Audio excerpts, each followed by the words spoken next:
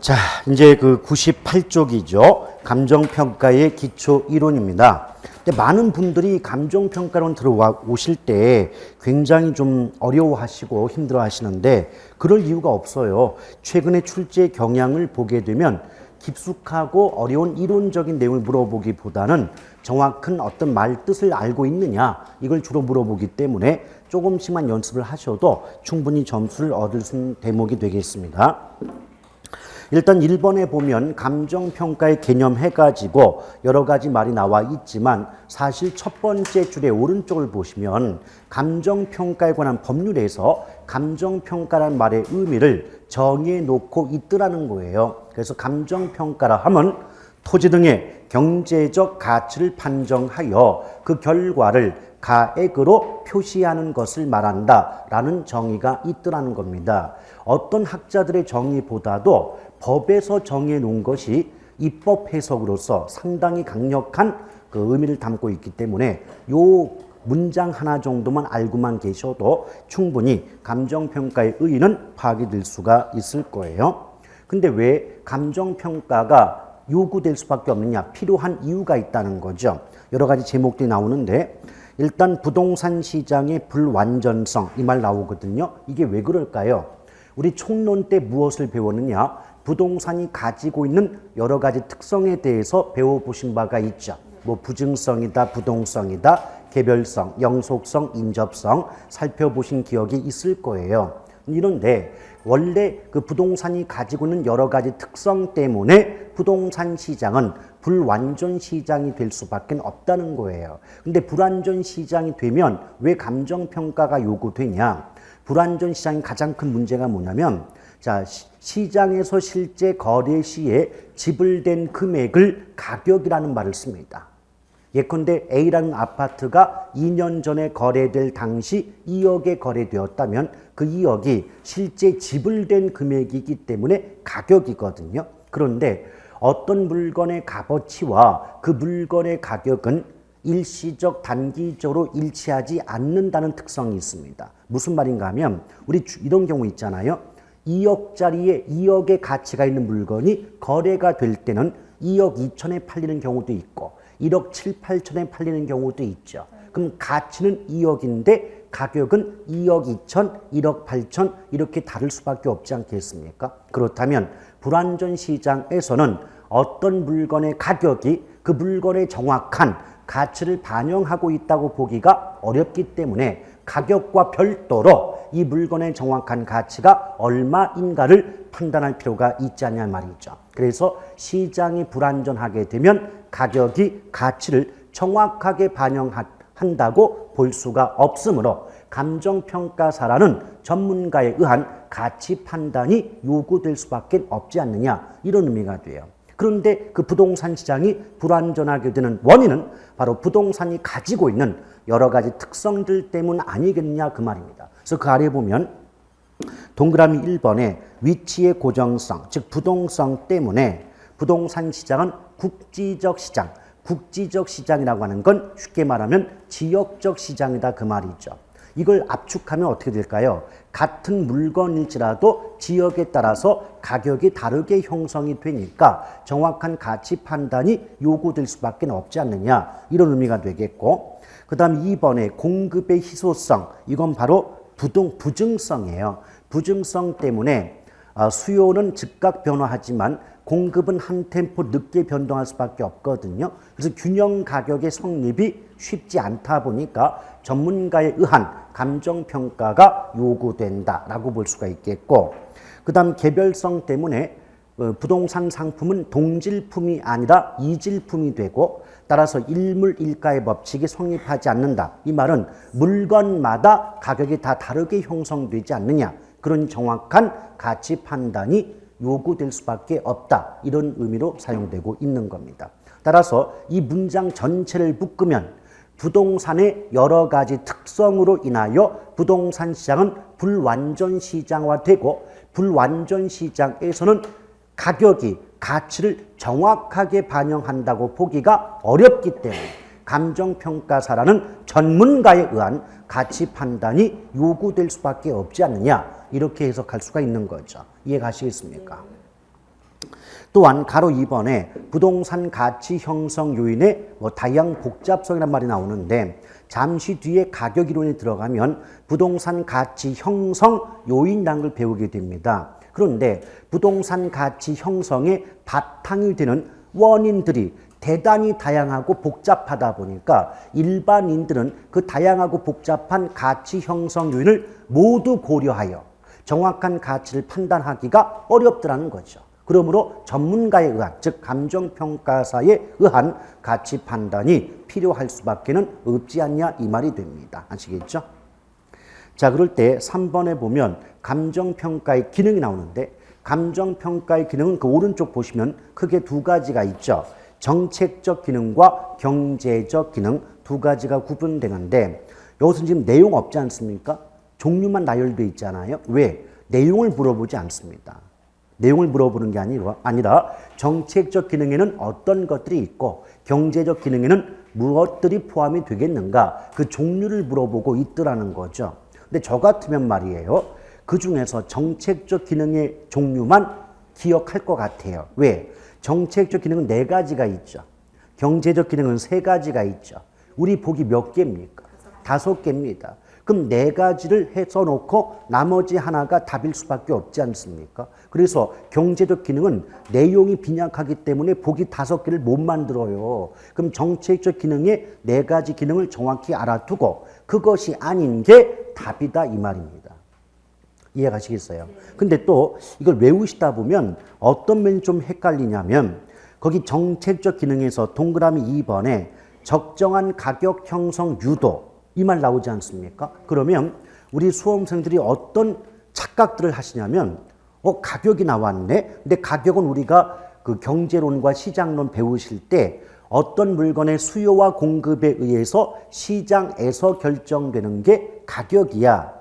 그 개념이 머릿속에 새겨져 있다 보니까 이건 시장에서 결정되는 게 가격이니까 정책적 기능이 아니라 경제적 기능 아니겠어? 라는 착각들을 많이 한다는 거죠. 그런데 이 표현에서 핵심은 가격이 아니라 유도가 포인트예요. 그러니까 시장에서 적정한 가격이 형성되도록 유도하는 것은 정책의 역할 아니야 그 말이죠. 이해하시겠습니까? 그래서 가격에 중심을 두지 마시고 그 가격이 형성되도록 유도한다는 유도의 포인트를 두신다면 좀 혼란이 적지 않겠나 싶습니다. 오케이? 또 경제적 기능에선 뭐가 헷갈리냐면 그 동그라미 2번에 거래 질서의 확립과 유지 나오죠. 오케이? 근데 우리가 질서 확립 그러면 또 갑자기 경찰관 아저씨가 떠오르면서 이건 혹시 정부와 관련돼 있으니 정책 아니겠느냐 이런 착각을 또 하기가 쉽습니다. 근데 거래 질서의 확립과 유지는 시장 스스로 질서를 확립하고 유지한다는 의미가 되기 때문에 이것은 경제적 기능에 해당이 된다는 거죠. 그 두 가지 정체적 기능의 2번과 경제적 기능의 2번 이 두 가지만 구분이 된다면 나머지는 그리 어려운 내용들이 아닌 겁니다. 아시겠죠? 그래서 아예 처음부터 어떻게 기억하자. 가격 형성 유도 정책, 질서 확립 경제 이렇게 아예 처음부터 기억을 해 놓으신다면 이런 문제 이렇게 어렵지 않게 풀어낼 수 있을 거예요. 그 다음에 4번에 보면 물건별 감정평가 방법 나오는데 이것도 심심치 않게 물어보는 문제 중에 하나거든요. 일단 토지를 보면 공시지가 기준법 나오죠. 그래서 물론 원칙과 예외라는 게 있지만 일단 토지 나왔다. 무조건 공시지가 기준법을 답으로 해달라는 겁니다. 근데 예외도 있지만 왜 예외를 써놓지 않았냐면 항상 물어볼 때는 원칙을 물어보지 예외를 물어보는 문제가 아니에요. 여기는. 왜? 예외까지 한꺼번에 물어보려면 굉장히 내용이 복잡해지기 때문에 출제하는 분도 부담을 느낍니다. 그래서 항상 원칙을 물어본다. 또 건물 나오죠. 건물은 무조건 원가법이에요. 근데 이것도요. 그 건물이 수익성 건물이다. 뭔가 수익을 만들어내는 건물이다. 라고 한다면 수익 방식으로 수익환원법이라는 게 있거든요. 수익환원법으로 그 가치를 구할 수도 있지만 항상 원칙을 물어보기 때문에 건물은 원가법이다 라고 보시면 돼요. 근데 나중에 간평 3방식 들어가면 아시겠지만 원가법이 뭐냐면 별거 아니에요. 원가가 뭐예요? 원가가? 예, 어떤 물건 만들 때 들어가는 비용이 원가죠? 그러니까 뭐다? 건물의 가치는 원칙적으로 그 건물을 만들 때 들어가는 비용의 기준을 두고 가치를 평가한다는 거죠. 이게 바로 원가법이에요. 별거 아니지 않습니까? 그 다음에 일반적인 부동산은 거의 거래사례 비교법, 그러니까 시장에서 이 물건이 얼마의 가격에 거래가 되었니 이걸 가지고 이제 가치를 평가하는 거죠. 자, 나머지 것들은 나중에 단순 암기사항이니까 살펴보시면 되겠고, 자, 제2절에 보면 감정평가에 분류했는데 이건 뭐다? 감정평가 방법이 여러 가지가 있어요. 그 여러 가지를 이제 구분해 놓고 있는 거죠. 일단 평가 주체, 누가 감정평가 하느냐를 가지고 공적평가와 공인평가가 구별되는데 굳이 외우려고 하지 마시고요. 공적이니까 공적 기관에 의해서 이루어지는 평가다라고 보시면 되겠고, 공인이니까 공인, 원래 공인이라고 할 때는 그 인자가요, 사람 인자가 아니에요. 사람 인자가 아닌데 우린 그냥 한자를 물어보진 않으니까 사람 인자라고 보자 이거죠. 그래서 공적 기관의 의뢰를 받은 개인에 의한 평가가 바로 뭐다? 공인 감정 평가입니다. 자, 한자로 사람 인자는 아니지만 사람 인자로 본다면 의미는 금방 구별할 수 있어요. 특히 우리나라의 경우 감정 평가 방법은 공인 평가에 해당이 됩니다.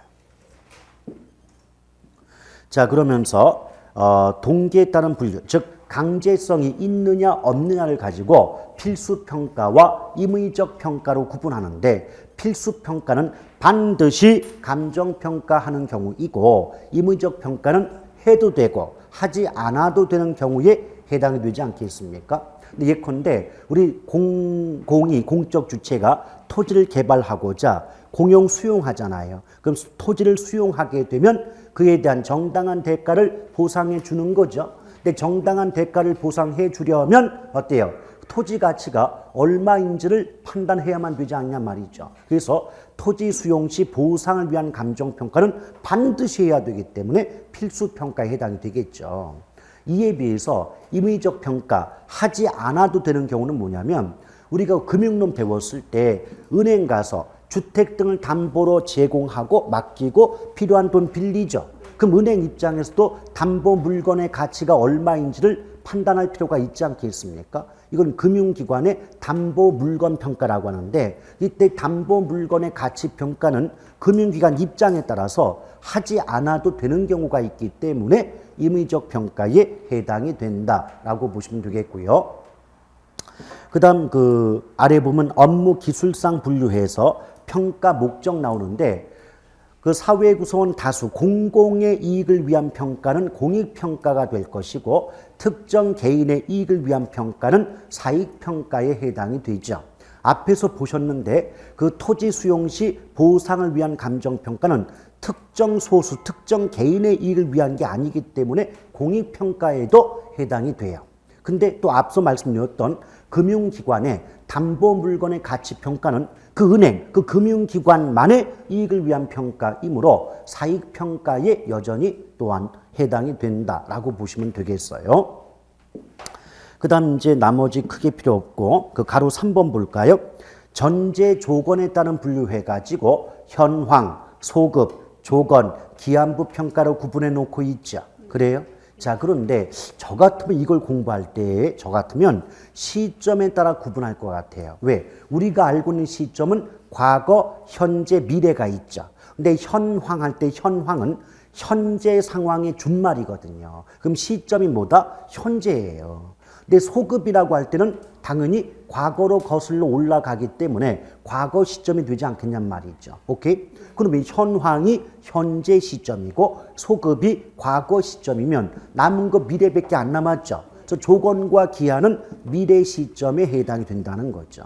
근데 어떤 차이가 있냐면 어차피 조건, 기한은 민법에서 정확한 의미 배우시겠지만 우리 개론 법이 아니죠. 그럼 어떻게만 확실한 미래를 전제로 할 때는 기한부 평가가 되고 불확실한 미래가 전제가 될 때는 조건부 평가에 해당이 된다라고 보시면 되겠습니다.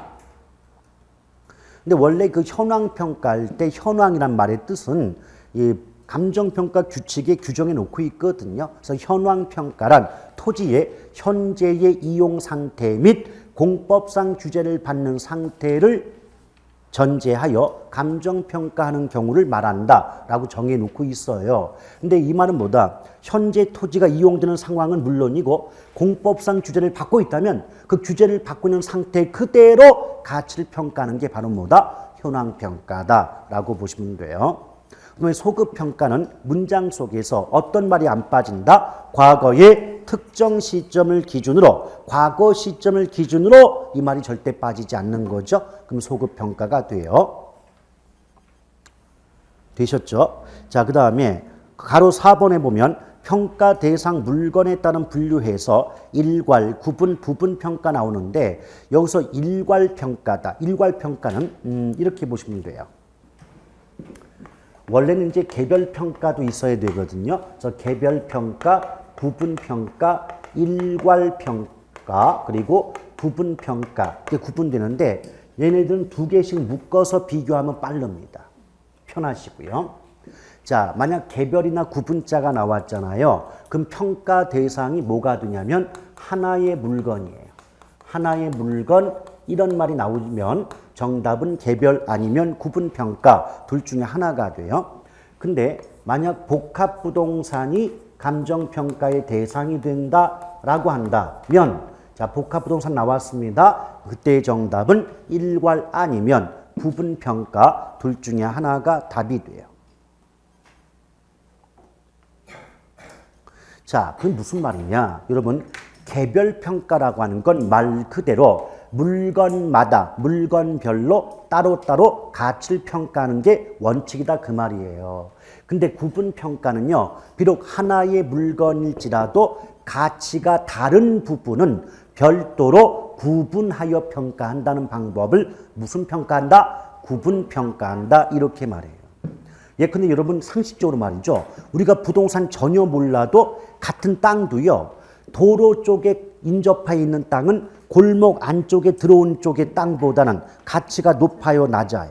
높단 말이에요. 그러면 1필의 토지가 있대요. 지금 기초니까 제가 그림 안 그립니다. 본 수업할 땐 다 그려드릴게요.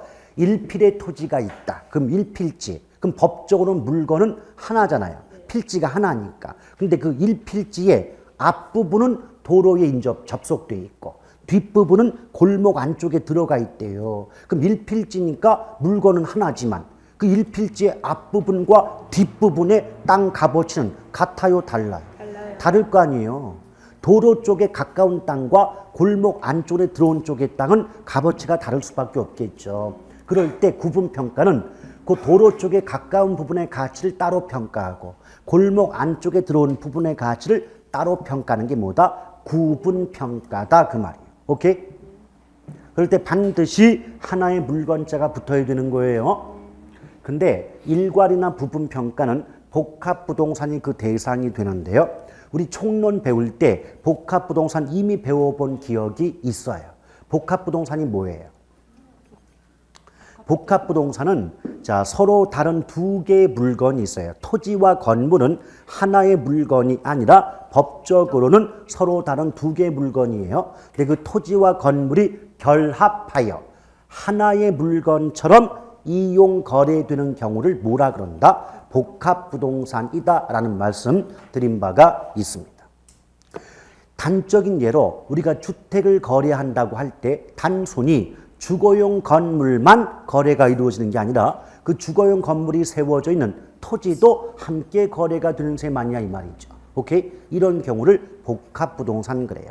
그래서 어떤 주택의 가치가 5억이다 라고 평가가 된다면 단순히 주거용 건물의 가치만 5억이란 의미가 아니라 그 건물이 세워져 있는 토지의 가치도 합산된 금액이 5억 아니냐 이런 뜻 아니겠습니까? 오케이? 네. 자, 그래서 여기 A라는 토지 위에 B라는 건물이 세워져 있다. 그럼 결국 토지와 건물이 결합된 상태가 되죠. 이런 경우를 무슨 부동산? 복합부동산. 이때는 토지 가치 따로 건물 가치 따로 평가하는 게 아니라 이 두 가지를 묶어서 하나의 물건으로 보고 평가하는 거 맞지요? 그랬을 때 이게 주택인데 그 주택의 가치가 5억으로 평가가 됐다면 이것은 무슨 평가에 해당된다? 일괄평가. 일괄평가. 아시겠죠? 아니, 단적으로 우리 집이 요번에 감정평가한 결과 5억으로 평가됐다라고 말한다는 건 단순히 주거용 건물만 5억의 의미가 아니잖아요. 땅까지 합해서 5억의 가치가 있다고 평가된 거 아니겠습니까? 근데 이때 부분평가가 뭐냐면 이 주택 소유자가 곰돌이인데 곰돌이가 5억 중에서 이 토지만의 가치는 얼마쯤 될까가 궁금하더래요. 오케이? 그럼 봐봐요. 이때 토지 플러스 건물이 복합부동산 맞지요? 이 복합부동산 중에서 일부분인 토지만의 가치를 평가하는 건 부분평가에 해당이 된다 이 말입니다. 아시겠죠? 자, 봐봐요. 토지와 건물이 결합하면 복합부동산. 그럼 복합부동산은 원칙적으로 일괄평가한다. 오케이? 근데 그 복합부동산 중에 일부분의 가치인 토지만의 가치를 평가할 때는 무슨 평가라 한다? 부분평가라 한다. 오케이? 근데 여러분 봐봐요. 이때 토지는요, 건물이 있는 땅이죠. 건물이 있는 땅은 무슨 지라고 해요? 응? 우리 토지 분류 배울 때. 건부지. 제가 건이 포인트라고 했잖아요. 건부지. 그럼 봐봐요. 이 만약 문제에서 건부지 평가 이렇게 나왔다면 건부지니까 이 땅 위에 건물이 있네. 그럼 얘는 벌써 복합부동산이네. 오케이? 근데 건부지라고 했으니 복합부동산 중에서 땅만의 값어치 평가구나. 그럼 무슨 평가? 부분평가예요. 아시겠어요? 그리고 현재 이 토지의 이용 상황이 건부지 맞죠? 그럼 현재 이 토지가 이용되는 상태 그대로 놓고 평가하는 거 맞지요? 그래서 건부지 평가는 현황 평가이기도 하다 그 말이에요. 이해하시겠어요? 자, 다시 한번 건부지란 말 속에서 이미 그 토지 위에 건물이 세워져 있음을 알 수가 있죠. 그럼 토지와 건물이 결합되어서 이용되니까 복합부동산임을 알 수가 있고 그중에 건부지 평가니까 복합부동산의 일부분인 토지만의 가치를 평가한다는 관점에서는 부분평가에 해당이 된다. 더불어 이 토지는 현재 이용 상태가 상황이 뭐다? 건물이 있는 땅이니까 결국 현재 이용 상황 그대로 평가하므로 현황 평가이기도 하다 그 말이에요. 이해하시겠어요? 그래서 압축하면 건부지 평가는 부분 평가이면서 현황 평가에 해당한다라고 볼 수가 있죠. 오케이. 그 다음에 그 3번에 보면 감정평가의 특별 원칙 그랬는데 잘 안 나와요. 잘 안 나오니까 뭐만 좀 알자. 능안전. 감정평가 특별 원칙은 능안전, 능률, 안전, 전달성의 원칙 세 가지가 있다는 정도만 알아두시면 되는 거예요. 넘기시죠.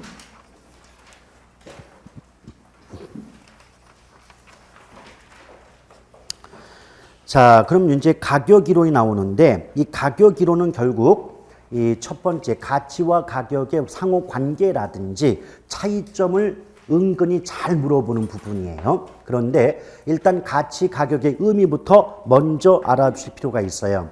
여러분 가치 나왔죠? 가치라고 하는 것은 어떤 부동산을 보유함으로써 장래에, 미래에 획득할 수 있는, 얻을 수 있는 편익, 즉 편리와 이익을 현재 가치로 만든 값을 뭐라 그런다? 가치라고 말합니다. 지금 기초수에는 가치의 의미가 안 쓰여져 있죠. 예, 그래서 가치는 한마디로 말하면 자, 압축해 볼게요. 가치란 장래 편익을 현재 가치로 만든 값. 장래 편익을 현재 가치로 만든 값. 이게 뭐다? 가치다라고 보시면 돼요. 됐어요? 근데 그에 비해서 가격이라고 하는 건 아까도 제가 언급한 바가 있는데 실제 거래 시 실제 부동산을 거래할 때 지불된 금액을 뭐라 그런다? 가격이라고 한다. 표에 보면은 쓰여져 있죠. 표에 보면 약간 큰 긴 문자는 아닌데 짤막하게 쓰여져는 있습니다. 됐어요? 예. 그럼 보세요. 이 점 때문에 어떻게 말이 나오냐면 지금 가치는 현재의 가치죠. 장래의 편익을 현재 가치로 만든 값이니까 현재 가치로 만들었다는 게 포인트예요. 바로 그 관점에서 가치는 현재의 값이다 이렇게 말이 나와요. 근데 가격은요, 실제 거래 당시에 이미 지불이 완료된 금액이거든요. 지불된 이 말은 이미 지불이 완료가 됐다는 뜻이죠. 그럼 시점상 과거가 되겠죠. 그래서 가격은 과거의 값이다 그 말이에요. 예컨대 A라는 아파트가 1년 전에 1억에 거래가 되었다면 그 1억이 1년 전 거래 당시에 이미 지불이 완료된 금액의 의미가 되지 않습니까? 그래서 가격은 과거의 값이다. 그래서 가치는 현재의 값이고 가격은 과거의 값이다 라고 기억하셔야 되겠죠.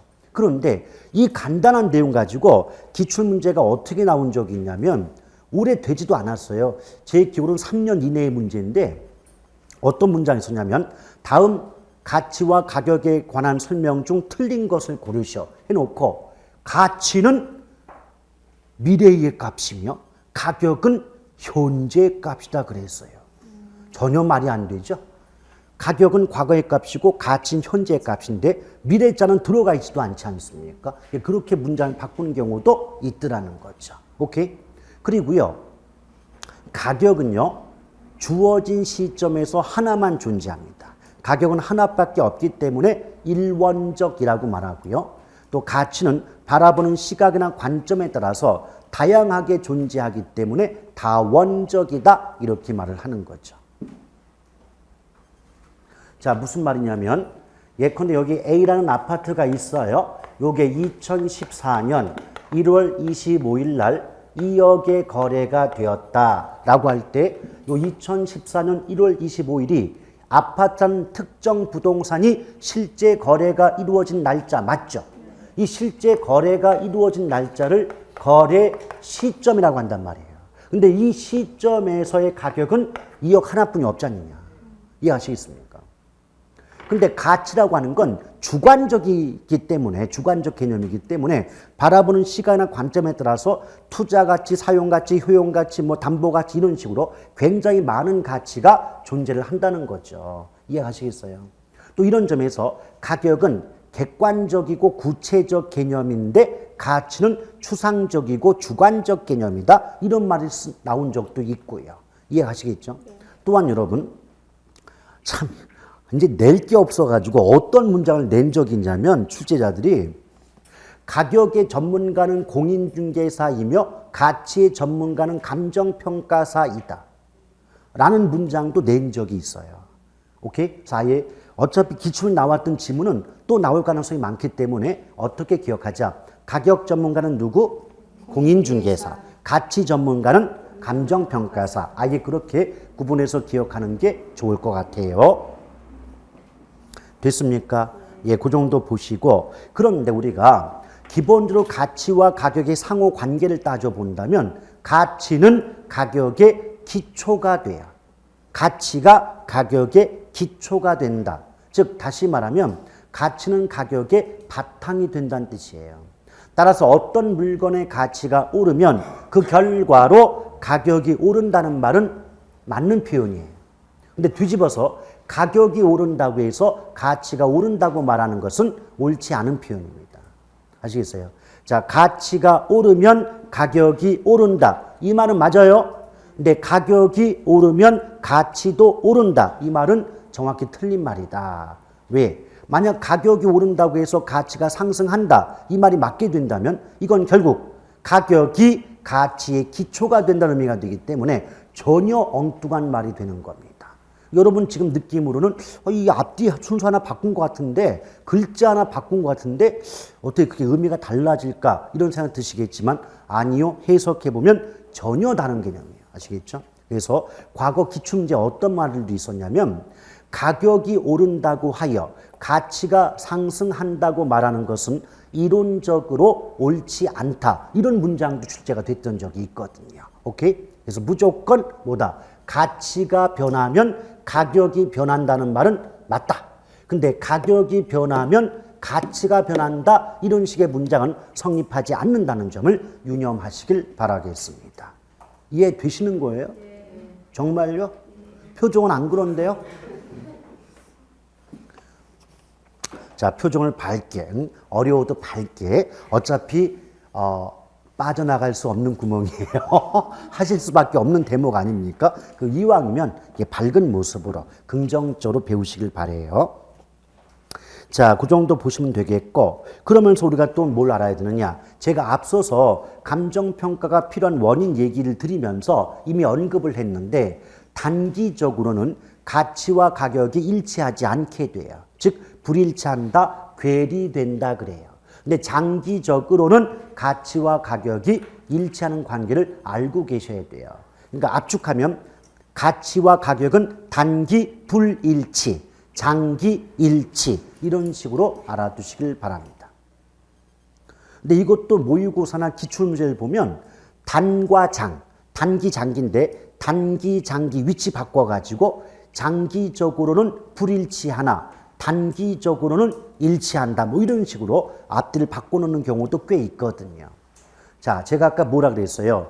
어떤 물건의 가치가 2억짜리인데 실제 거래 시 지불된 금액이 그 가격이 2억 2천에 거래될 때도 있고 1억 8천에 거래되는 경우도 있다 그랬죠.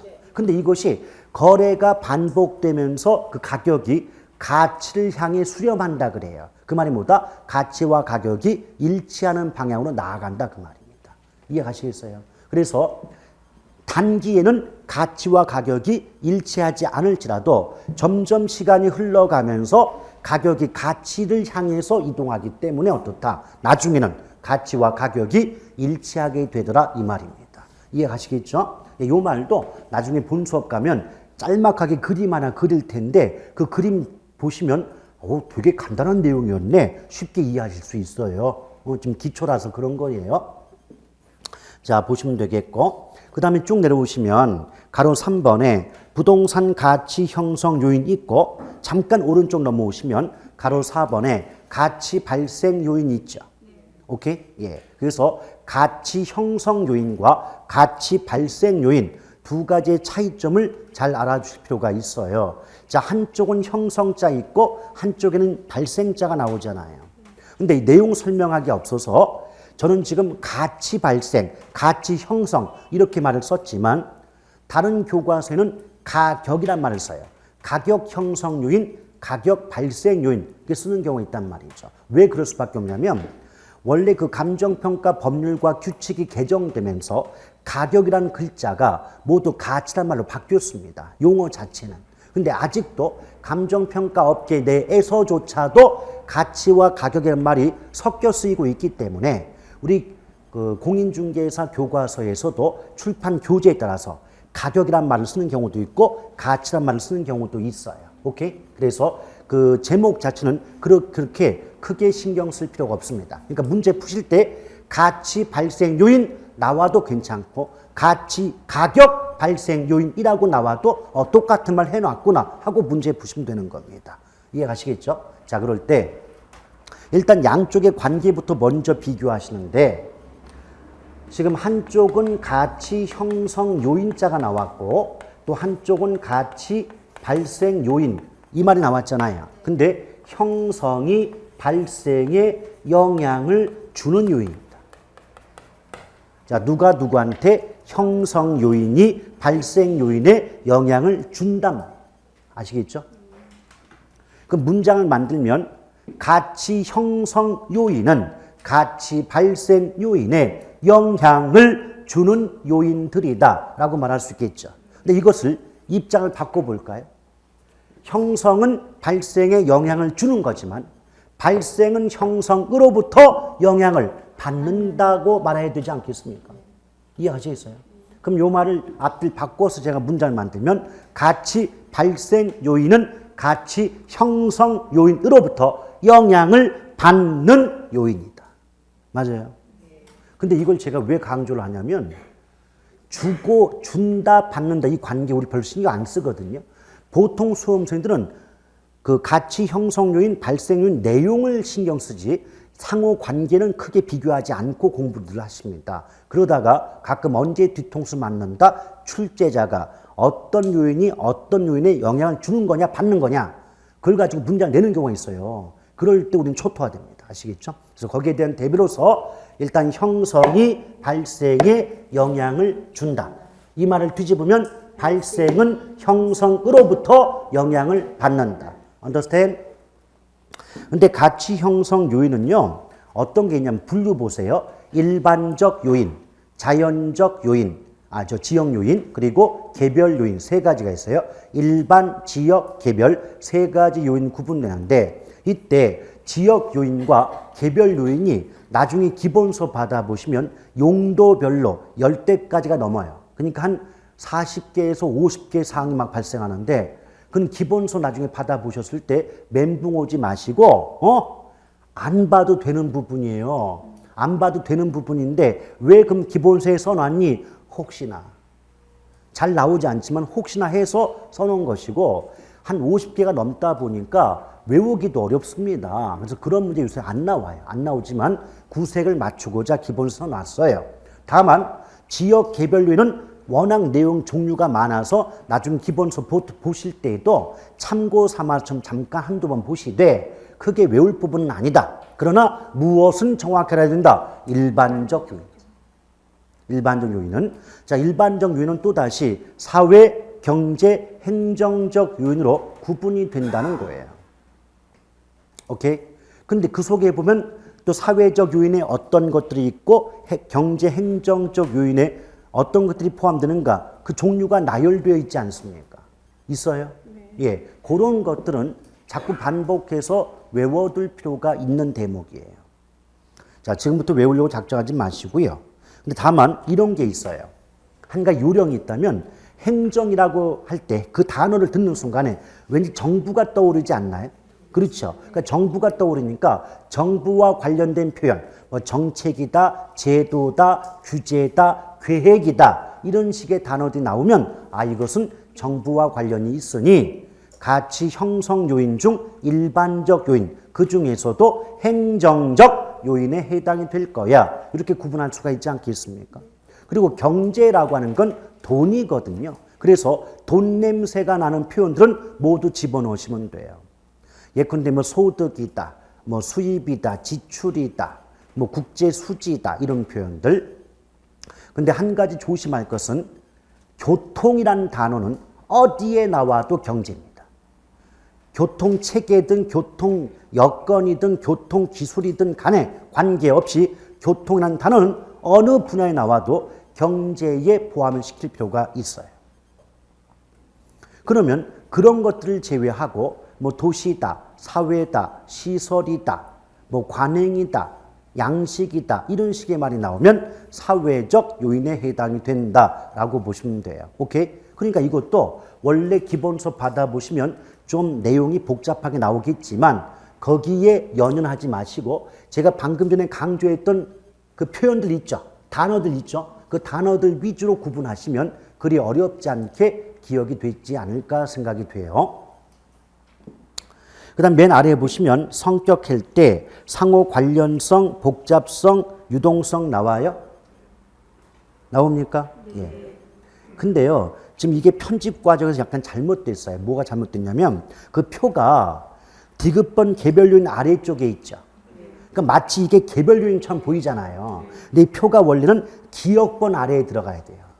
기역번의 일반적 요인 아래쪽에 나와야 되는 표인데 아마 제 생각에는 편집 과정에서 표다 보니까 왔다 갔다 하지 않았나 싶습니다. 혹시 여러분 중에 한글 문서 편집해 보신 적 있으세요? 없어요? 예, 있어요. 그 문서 편집하다 보면 표의 속성에 따라서 표가 뭐 절로 갔다 왔다 오는 경우 있죠. 아마 그런 오류가 발생하는 것이 아닌가 생각합니다만은 뭐 기본서 아니니까 크게 신경 쓸 내용은 아닙니다. 근데 맨 마지막에 보면 그 가치 발생 요인의 성격해가지고 상호 관련성, 줄이면 상관성 그래요. 상관성을 다른 말로 유관성 또는 연관성이라고도 말합니다. 그리고 복잡성, 유동성이란 말 나와 있죠. 이 말이 뭐다? 여러분, 지금 부동산 가치 형성 요인이 체계만 잡으면, 제목만 본다면 일반적 요인, 지역 요인, 개별 요인 세 가지로 구분되는 거 맞죠? 그런데 이때 상호 관련성의 의미가 뭐냐? 일반 지역 개별 요인 중에서 어느 한 가지 요인만으로는 가치가 형성되는 게 아니다 그 말이에요. 일반 지역 개별 요인이 모두 어우러져 복합적으로 작용함으로써 부동산 가치가 형성된다. 이런 관점에서 서로 관련이 있지 않니? 상호 관련성이 있다 이런 뜻이고, 또한 부동산 가치 형성 요인은 시간에 따라, 시간의 흐름에 따라 끊임없이 변동한다는 관점에서 가변적이다, 유동적이다 이런 말을 사용할 수가 있게 됩니다. 됐습니까? 예, 그 정도 보시고요. 그 다음에 부동산 가치 형성 요인은 여기 나열되지 않은 대단히 복잡하고 많은 내용들이 있기 때문에 머리 아프다. 이 점에서 복잡해요. 이렇게 말이 나오는 거죠. 오케이?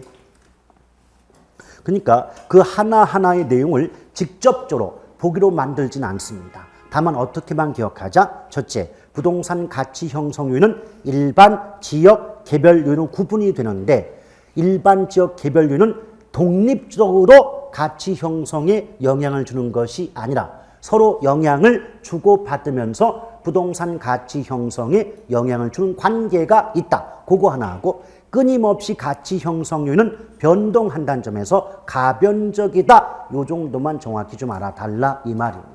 아시겠어요? 그 다음에 오른쪽에 보면 가치 발생 요인 나오는데 이거야말로 간단합니다. 제가 부르는 글자 밑줄 봐요. 유.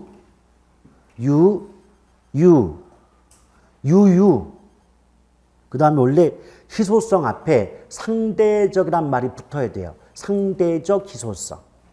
자, 상대적이란 말을 붙여놓으시면 상, 이, 유유상이. 자, 부동산 가치 발생 요인은 뭐뭐가 있다? 유유상이. 일단 그 네 가지가 가치 발생 요인에 해당이 된다는 점을 알아두시길 바라겠습니다. 근데 이때 유용성은요, 효용이라고도 말을 하거든요. 근데 원래 효용이 뭐냐면 어떤 물건을 소비함으로써 얻는 만족감을 뭐라 그런다? 효용 그래요. 예, 근데 여러분이 참 간식이 궁금했던, 입이 궁금했던 차에 포장마차에 들려서 오뎅과 떡볶이를 드시면서 정말 맛있다 했대요. 이럴 때 우리는 뭐라 한다? 효용이 높다. 오뎅 떡볶이라는 재화, 상품의 소비를 통해서 얻는 만족감이 높았죠. 그래서 맛있다라고 한 거 아닙니까? 이럴 때 우리는 뭐다? 오뎅 떡볶이라는 재화의 소비를 통한 효용이 높다, 크다 이렇게 볼 수가 있는 거죠. 그런데 이걸 가지고 기출문제에서 뭐라고 했냐면 효용이란 특정 재화가 소비자를 만족시킬 수 있는 그 재화의 능력을 말한다. 뭐 이런 식으로 출제를 한 적이 있는데요. 그런 것들은 나중에 기본서 받아보시면 다 내용 나와 있으니까 그때 가서 보시면 되고, 오늘 시점, 현재 시점 뭐만 좀 알자. 가치 발생 요인에는 뭐뭐가 있다? 유유상이. 유용성, 유효수요, 상대적 희소성, 이전성 네 가지가 있다는 정도만 알아두시면 그걸로 충분한 부분이죠. 또 가로 5번에 보면 부동산 가치의 또는 가격의 특징 나오면서 일단 가격과 임대료, 보통 임대에서 대자 빼고 임료란 말을 많이 쓰거든요. 근데 원칙적인 의미는 임대료입니다. 근데 임대료라고 나오든 대를 뺀 임료라고 나오든 개의치 마시고 똑같은 말로 보시고 문제 푸시면 돼요. 이 말이 뭐냐? 부동산 가격은 교환의 대가인 가격과 사용 수익, 용익 대가인 임료, 즉 임대료로 구분이 된다는 점. 그게 특징 중에 하나가 되겠고요. 자, 그 다음에 두 번째, 부동산 가격 또는 가치는 그 부동산 자체의 값어치가 아니라 부동산과 관련된 권리, 이익에 대한 대가의 성격을 갖는다. 즉, 권익에 대한 대가의 성격이 바로 부동산 가격이다 라고 보는 거예요. 그래서 우리가 하나의 물건일지라도 그 부동산에, 그 물건에 두 개 이상의 권리가 존재하고 있다면 그 각각의 권리마다 별도의 가격이 성립을 하게 되고, 그 결과 하나의 물건일지라도 두 개 이상 복수의 가격이 성립할 수 있다는 문장 표현이 가능하게 되는 겁니다. 예, 근데 여러분 뭐 민법 배우다 보면 뭐 지상권이다, 지역권이다, 뭐 임차권이다, 별 권리 다 있잖아요. 그럼 하나의 물건 속에 지상권도 있고 지역권도 있고 소유권도 있다면 그 각각의 권리에 따라서 각각의 가격이 성립한다. 즉 지상권에 대한 대가로서의 가격, 지역권에 대한 대가로서의 가격, 소유권에 대한 대가로서의 가격이 성립한다는 거죠. 요걸 이제 예쁘게 포장하면 각각의 권리마다 별도의 가격이 성립하므로 하나의 물건일지라도 권리가 2개 이상이 존재한다면 가격도 2개 이상, 복수의 가격이 성립할 수 있다. 이런 식의 문장 표현이 가능하게 되죠. 제가 예전에 가장 첫 번째 시간 때 제가 뭐라 그랬어요? 제 입에서 나오는 모든 말은 실제 나왔던 지문들이라고. 아시겠어요? 오케이? 그러니까 제가 입에서 요렇게 나왔어요. 이런 말로 표현이 가능해요. 이건 전부 기출문제 지문들이에요. 그러니까 자꾸 지겹다 할지라도 자꾸 들어보시면 나중에 문제 풀 때 굉장히 강력한 효과가 있어요. 그 다음에 나머지 건 간단해요. 부동산 가격은 지역마다 다르죠. 그걸 지역적으로 형성. 부동산 가격은 물건마다 다르죠. 그걸 개별적으로 형성. 그리고 장기적 배려하에 형성된다 할 때 장기라는 말 그 속에는 과거, 현재는 물론이고 미래까지 포함이 되는 개념이에요. 그러니까 어떤 부동산 가격은 과거부터 현재까지의 이용 상태를 보고 결정되는 게 아니라 장래의 이용 상황까지 미리 예측이 돼서 그것까지 고려하여 결정이 된다는 겁니다. 오케이? 그래서 장기가 나오면 항상 무슨 말이 붙어야 된다? 미래. 아시겠죠? 자, 여기까지 보고 부동산 가격 원칙부터는 잠깐 쉬었다 이어가죠.